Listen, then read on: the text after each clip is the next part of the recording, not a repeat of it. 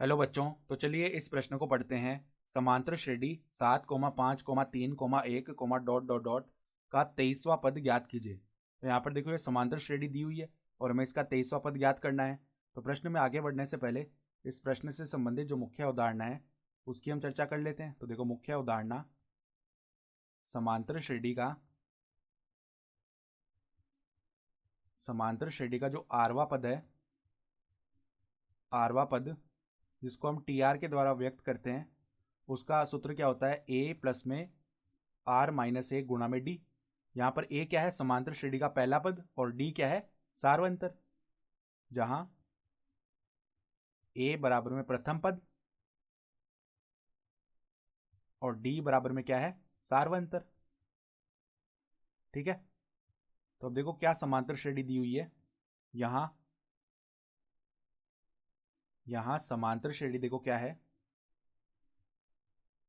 समांतर श्रेणी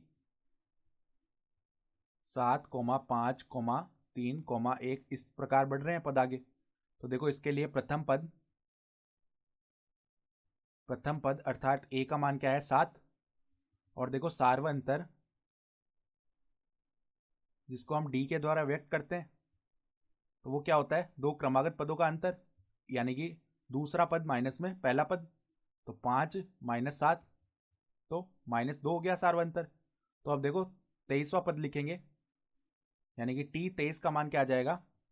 ए प्लस में 23 माइनस 1 गुणा में डी। तो ए का मान है 7 प्लस में 23 माइनस 1 गुणा में डी का मान है -2।